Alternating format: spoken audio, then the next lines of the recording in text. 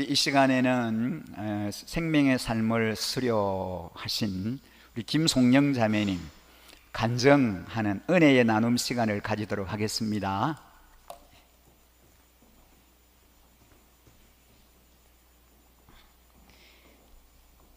안녕하세요. 생명의 삶 과정을 수료하는 김송영 성도입니다. 아버지 어머니이신 김기현 손천숙 성도님을 대표하여 이 자리에 나왔습니다. 저는 평생 동안 불교 신자였고 그러던 중 우성이를 통해 하나님을 알게 되었습니다. 하나님을 알게 되었지만 저는 무속 신앙적 믿음이었던 것을 어느 순간 성령님께서 알게 해주셨습니다. 그래서 저는 깊이 회개하고 하나님을 만나고 알아가려고 몸부림치고 있었습니다.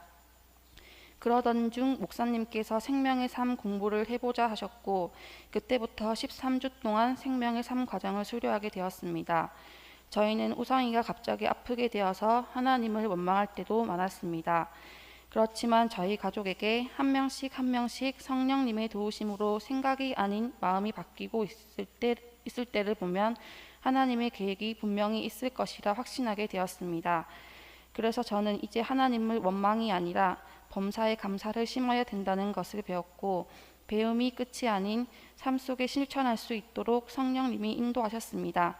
그리고 저희는 코로나로 인해 기이가 된 부분들이 너무나 많습니다. 주말에도 일하는 저희에게는 온라인으로 예배를 드릴 수 있고 온라인으로 생명의 삶 공부도 할 수 있었습니다. 온라인으로 예배를 드릴 수 있다는 게 너무나 감사합니다. 그렇지만 저희 온 식구들과 함께 현장 예배를 드릴 날을 더욱더 소망합니다. 저희는 범사에 감사하라는 하나님의 말씀이 이해가 안 가도 힘이 드는 현실에 범사에 감사는 할 수 없는 일이라 생각했습니다.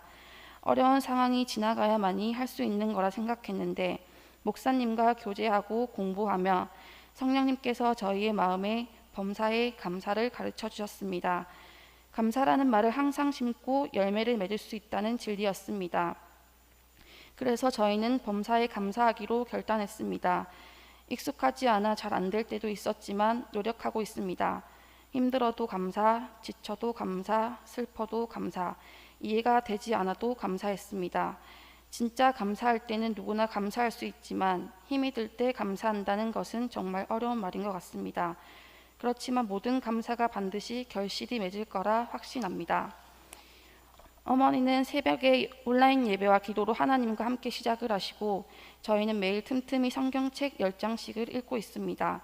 삶 공부 숙제도 하며 하루하루 하나님을 만나기 위해 바쁘게 살아가고 있습니다. 사단들에게 속아서 TV를 즐기고 세상과 친했지만 이제 하나님의 기쁨을 위해서 살기로 했고 그동안에 우상 숭배를 하며 살아왔던 시간들이 너무 아깝고 헛된 짓이었다는 게 절실히 느껴졌습니다. 이단들의 잘못된 종교 행위들이 저희에게는 기독교가 안 좋은 시선으로 다가왔기에 부정도 했습니다. 그러나 하나님은 진짜 살아계시고 그런 하나님이 저희를 지켜봐 주시고 직접 지목하여 부르셨다는 게 신기하기도 하며 너무 감사합니다. 삶 공부는 끝났지만 성경 말씀을 매일 읽고 묵상하고 기도하며 하나님을 계속 알아가고 싶습니다. 저희 삶 속의 모든 일을 하나님께 여쭙고 순종하려고 노력하고 있습니다. 저도 모르게 제 생각과 의지대로 할 때가 있지만 그럴 때마다 가족끼리 그런 행동에 대해 꼬집어 주기도 하고 다시 회개하며 하나님께 나아갑니다. 사소하지만 하나하나 작은 부분들까지도 하나님과 함께 한다는 게 저희 인생 가운데 가장 큰 변화입니다. 아직 하나님의 말씀이 잘 들리지 않아서 어려울 때도 있지만 하나님과 매일매일 매 순간마다 교제하고 싶은 게 저희의 소망입니다. 줌을 통한 강의지만 계속되는 목사님 말씀을 통해 저와 어머니, 특히 아버지께서 많은 은혜와 감동을 받으심에 감사드립니다. 생명의 삶을 공부하며 이 과정을 통해 하나님의 말씀을 더 알아가고 싶다는 기대감으로 공부를 했는데 목사님께서 재미있는 이야기처럼 어려운 구절들을 하나하나 풀어서 알려주셨기에 이제 성경책을 읽을 때에도 이런 말씀이구나 하며 이해도 되고 이제 조금씩 하나님의 말씀들이 눈에 들어와 하나님께서 저희 가족이 어려워하는 걸 아시고 목사님을 통해 알아가기 쉽게 알려주시는구나 하며 또 한 번 감사를 느꼈습니다. 이제 평생 하나님께 모든 걸 헌신하며 살아가고 싶습니다. 받을 은혜를 구하는 사람보다 받은 은혜에 감사하는 하나님의 아들, 딸로 살겠습니다.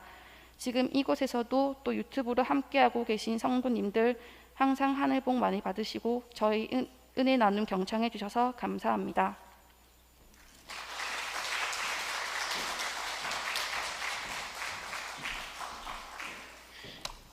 예, 귀한 은혜 나눔 섬겨주셔서 감사드립니다.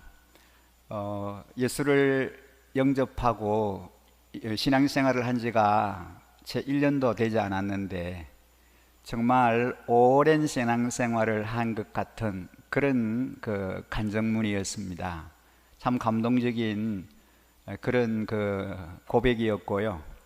가정 안에 하나님께서 특별한 은혜를 허락해 주시는 것들을 보게 됩니다. 우리 어머니 손천숙 성도님은 한 번도 빠지지 않고요, 새벽기도 유튜브로 반드시 참여를 하세요. 제가 보니까 한 번도 안 빠지는 것 같아요. 그리고 이제 거기에다가 댓글을 남기니까 제가 압니다. 오늘 새벽기도 참여합니다 하고 맨 처음에 그 댓글을 남겨주세요. 성경을 매일 10장씩 가족들이 읽고 이렇게 정말 하나님 말씀대로 살려고 애를 쓰는 이 가정, 하나님 특별히 사랑하셔서 우리 손자 우승이를 통해서 이 귀한 가정들, 불교 영향 아래 가족 안에 절을 갖고 있는 이런 그 가정이고 한데요, 이렇게 하나님께서 주님의 은혜의 자리로 이 가정을 불러주신 것 같습니다. 너무너무 감사하고요, 귀한 은혜 나눔해 주셔서 감사드리고요. 이 시간에는 우리가 또 하나님의 말씀을 좀 함께 읽도록 하겠습니다. 오늘은 신약성경 야고보서 1장 12절에서 18절 말씀입니다. 야고보서 1장 12절로 18절 말씀 한 목소리로 같이 읽도록 하겠습니다. 시험을 견디어내는 사람은 복이 있습니다. 그 사람은 그의 참됨이 입증되어서 생명의 면류관을 받을 것이기 때문입니다. 그것은 하나님을 사랑하는 사람들에게 약속된 것입니다. 시험을 당할 때에 아무도 내가 하나님께 시험을 당하고 있다 하고 말하지 마십시오. 하나님께서는 악에게 시험을 받지도 않으시고 또 시험하지도 않으십니다. 사람이 시험을 당하는 것은 각각 자기의 욕심에 이끌려서 게임에 빠지기 때문입니다. 욕심이 잉태하면 죄를 낳고 죄가 자라면 죽음을 낳습니다. 나의 사랑하는 형제자매 여러분, 속지 마십시오. 온갖 좋은 선물과 모든 완전한 은사는 위에서 꼭 빛들을 지으신 아버지께로부터 내려옵니다. 아버지께는 이러저러한 배남이나 회전하는 그림자가 없으십니다. 그는 뜻을 정하셔서 진리의 말씀을 우리로 나와 주셨습니다. 그리하여 그는 우리를 피조물 가운데 첫 열매가 되게 하셨습니다. 아멘. 우리는 5, 6월 2달 동안에 지혜의 말씀인 잠언서를 묵상하면서 또 말씀을 함께 나누었습니다. 7월을 맞이하며 야고보서의 말씀을 우리가 묵상하게 됩니다. 오늘은 야고보서 1장 12절에서 18절 말씀을 중심으로 속지 말라라고 하는 주제로 말씀을 전하려고 합니다. 우리가 하나님의 말씀인 성경을 가만히 보면 하나님의 명령이 크게 두 가지로 구분되어 있는 것을 알 수 있습니다. 첫째는 이렇게 살아가라는 창조의 명령이고, 둘째는 살려내라고 하는 구원 명령으로 요약이 될 수 있습니다. 또 하라와 하지 말라 이렇게도 정리할 수 있습니다. 십계명에도 보면은 하지 말라라고 하는 금지 명령이 8개나 있습니다. 7월의 말씀의 주제는 말라입니다. 그래서 첫 주는 속지 말라, 둘째 주는 자랑 말라, 셋째 주는 거절 말라, 넷째 주는 비교 말라, 그리고 다음 주는 거역 말라라고 하는 주제로 말씀을 나누려고 합니다. 이 하지 말라고 하는 일을 고집해서 하면 무탈한 삶을 기대할 수가 없습니다. 오늘 이 야고보서를 기록한 야고보 사도는 그의 편지를 받는 수신인들을 향하여 속지 말라고, 죄를 정당화하지 말라고 이들을 향하여 경고합니다. 이 편지를 받는 이 사람들은 시험에 실패한 자들입니다. 그들에게 시련이 왔을 때 이 시험을 실패했습니다. 시험을 잘 통과해야 되는데, 이겨야 되는데 그러지를 못했습니다. 그들을 향하여 야고보가 편지를 보내는 것이지요. 이 야고보 사도는 본문에서 시험에 대한 문제를 언급합니다. 우리가 세상을 살다 보면은 시험 받을 때가 있습니다. 그렇지 않습니까? 자녀를 통한 시험, 재정의 시험, 부부 사이의 시험, 부모와 자식 간의 시험, 직장에서의 시험, 이웃과의 시험, 그리고 교회 안의 성도들 간의 시험 등 여러 가지 시험들이 우리에게 찾아옵니다. 우리가 시험을 당할 때 어떻게 해야 합니까? 야고보서 1장 2절에 보면은 나의 형제자매 여러분, 여러 가지 시험에 빠질 때 그것을 더할 나위 없는 기쁨으로 생각하십시오 라고 합니다. 이 야고보는 그의 편지를 받는 원독자들을 향하여 여러분, 형제자매 여러분, 시험이 오면은 기뻐하세요 그럽니다. 여러분, 어떻게 시험이 왔는데 기뻐할 수 있습니까? 시련이 오고 시험이 왔는데 어떻게 기뻐할 수 있습니까? 오늘 예배하는 우리 일신가족 여러분, 여러분들에게 만일에 시험이 찾아오면 여러분 기뻐할 수 있겠습니까? 아, 기쁘다, 정말 좋다, 그런 반응을 보일 수 있겠습니까? 시험과 시련이 감당하기 힘들고 어려운데 어떻게 그것을 기뻐할 수 있겠습니까? 여러분, 이 말씀을 이런 차원에서 이해하면 좋을 것 같습니다. 한 남자와 여자가 이제 결혼을 하여 아기를 갖게 되면은 어떻습니까? 너무너무 기뻐하고 좋아하지 않습니까? 그렇잖아요. 이제 남녀가 결혼해서 첫 아기를 갖게 되면 너무너무 기쁜 일이죠. 예, 지금 우리 얼마 전에 결혼한 제 새신랑 새신부가 입장을 하고 있는데, 아마 이분들이 어느 때에 아이를 갖게 되면 너무 좋겠죠. 너무 기뻐하고 축하할 일이죠. 누구나 다 마찬가지입니다. 그런데 말이죠, 제가 우리 교회 새로 등록한 성도님들이 이제 오시면 4주간 자고 만남을 가집니다. 4주간 만나서 뭘 하느냐 그러면은, 첫째 시간에는 여러분들이 지금까지 살아오면서 가장 따뜻했을 때가 언제입니까? 그리고 가장 추웠을 때가 언제입니까? 하는 그 주제로 나눕니다. 다들 얘기를 해요. 근데 가만히 제가 들어보면은 상당히 많은 분들이 결혼을 해서 이제 아이를 임신하고 출산을 해서 그 아이를 품에 안을 때가 제일 따뜻했습니다, 행복했습니다 라고 이야기하는 그런 분들이 꽤 많았습니다. 네, 그렇습니다. 근데 여러분, 정말 임신을 하게 되면은요 어떻습니까? 아이를 가져본 분들은 다 잘 아시겠죠. 입덧을 하게 됩니다. 입덧하게 되면 얼마나 힘듭니까? 먹고 싶은 음식을 제대로 먹을 수가 없습니다. 그리고 몸이 아파도 약을 제대로 먹지도 못합니다. 시간이 지날수록 이제 배가 불러옵니다. 그러니까 움직이기가 힘이 들지요. 엄청 많이 불편한 것입니다. 어떤 경우에는 몸이 붓기도 합니다. 임신 중독이 찾아오기도 합니다. 많은 부분에 제약을 받고 불편하기 짝이 없습니다. 여러분, 불편함이 한두 가지가 아니고 힘들고 어려운 시간을 오랫동안 보내야 하지 않습니까? 그럼에도 불구하고 임신하면은 좋아하고 기뻐합니다. 또 축하합니다. 왜 그렇습니까? 아이를 출산할 때 그 통증, 고통이, 진통이 얼마나 힘듭니까?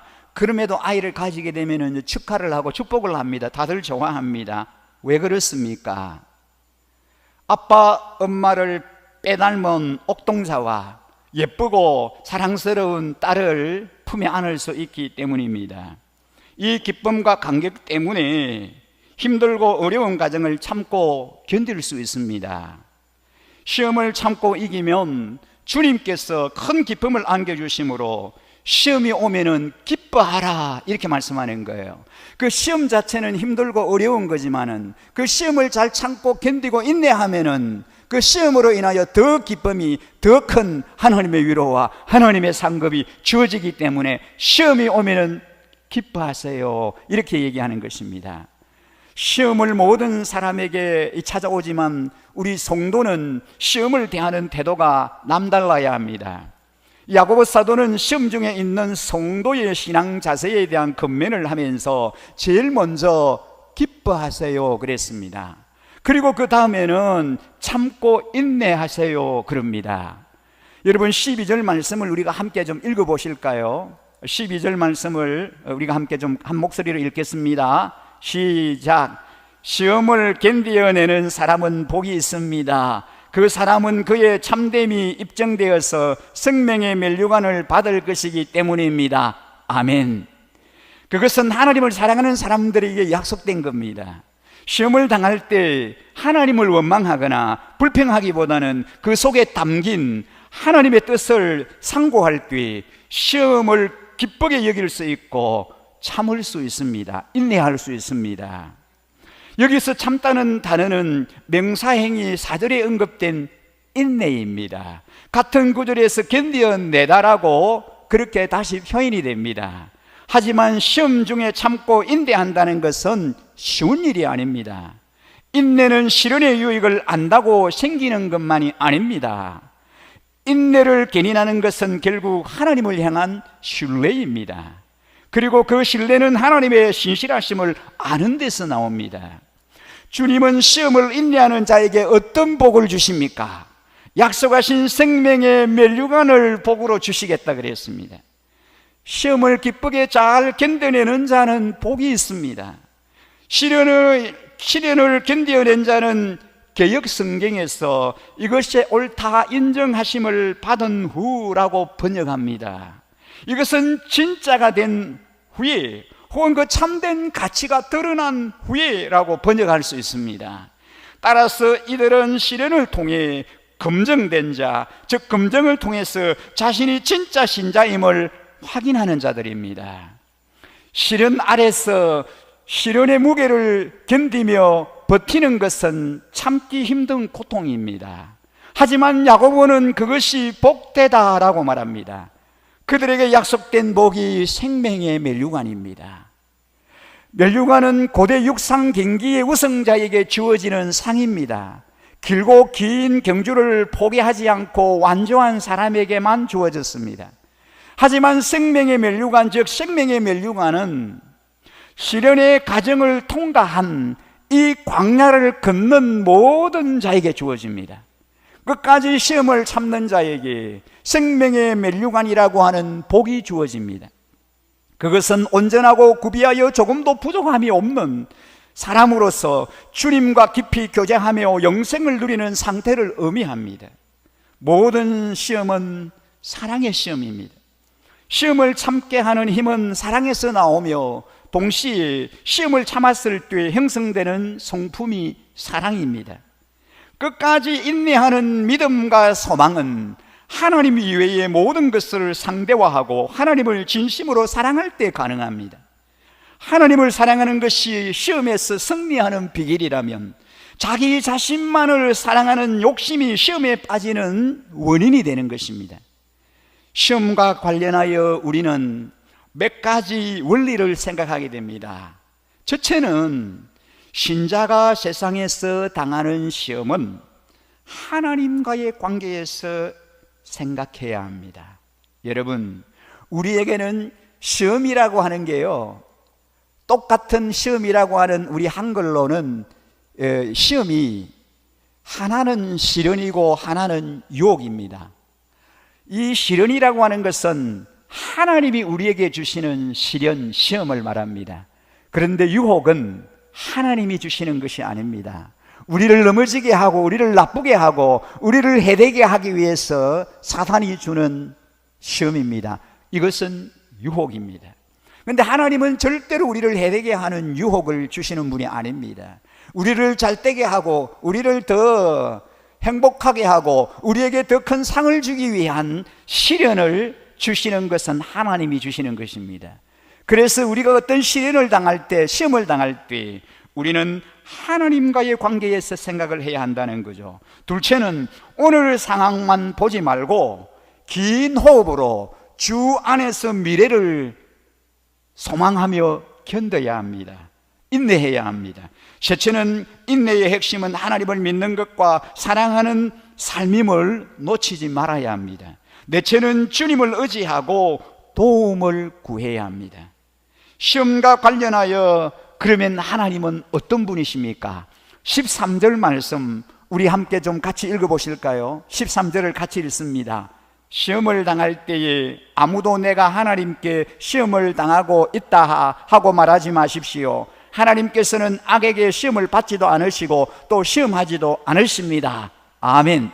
하나님은 친히 아무도 시험하지 않는 분이십니다.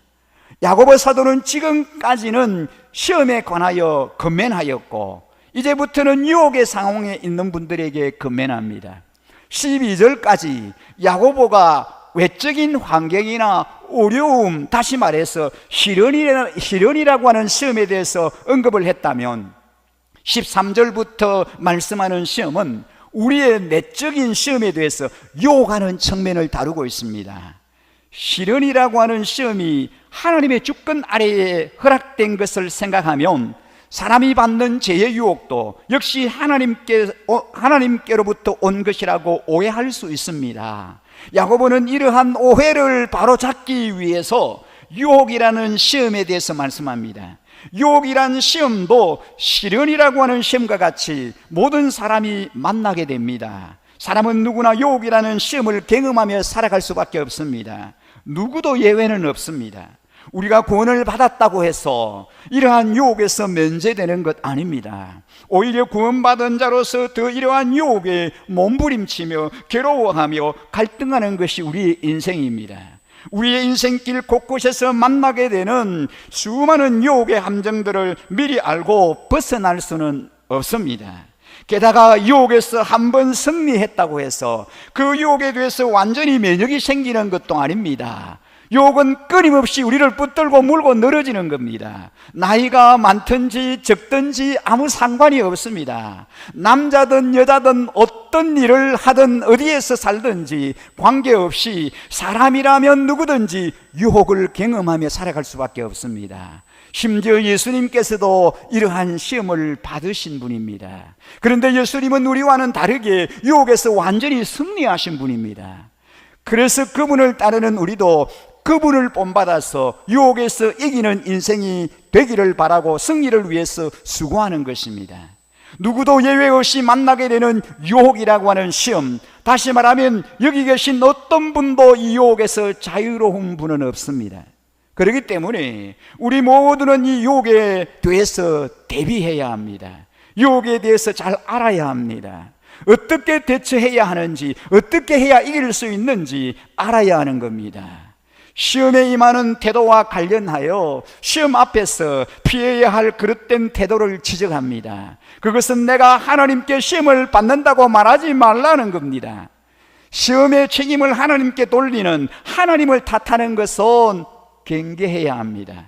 그것은 하나님의 성품과는 모순되는 하나님을 모르는 무지입니다.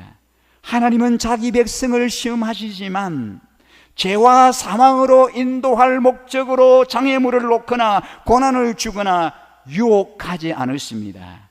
그런 점에서 악의 시험과는 다릅니다. 도리어 하나님은 우리가 죄를 지어 멸망하기 원하시기는커녕 진리의 말씀으로 우리를 낳으셨고 그 진리로 날마다 우리를 새롭게 창조하시는 분이십니다. 또 정한 마음이 없이 형편에 따라 쉽게 흔들리는 우리와는 달리 늘 한결같은 분이십니다. 천체는 변하지만 하나님께는 변함이 없으십니다. 그러니 변화에 따르는 그림자도 없습니다. 하나님은 변치 않기에 그분을 신뢰하는 사람은 안전합니다. 각 사람의 시험을 받는 것은 무엇 때문입니까?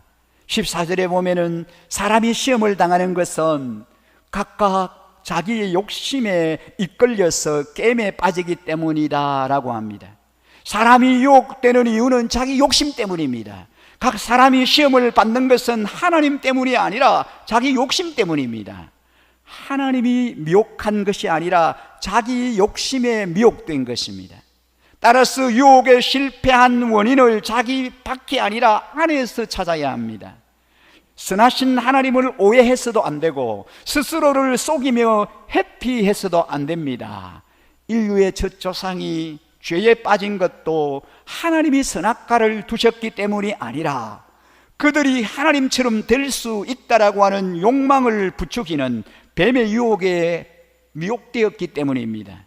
하나님은 이 세대를 본받지 말라 그러셨는데 우리가 세상 풍조에 저항하지 않고 순순히 허용했기 때문입니다. 첫 인류가 그랬듯이 핑계하고 탓하는 것은 하나님께 책임을 돌리는 일입니다. 하나님 탓이 아닌 자신의 탓입니다. 그러니 스스로 속지 말고 속아서도 안 됩니다. 유혹에 빠졌다면 그것은 하나님 탓이 아니라 욕심에 이끌린 내 탓입니다. 나는 죄의 유혹에 실패한 원인을 자기 안이 아닌 밖에서 찾고 있지는 않습니까? 하나님이나 환경을 탓하며 자신의 잘못을 정당화하려고 한 적이 있다면 솔직히 하나님 앞에 회개해야 합니다. 통제되지 않는 욕심은 어떻게 됩니까? 15절 말씀에 보면 욕심이 잉태하면 죄를 낳고 죄가 자라면 죽음을 낳습니다 라고 합니다. 그 욕심이 실행되어 죄로 자라고 결국은 돌이킬 수 없는 파국에 이르게 됩니다.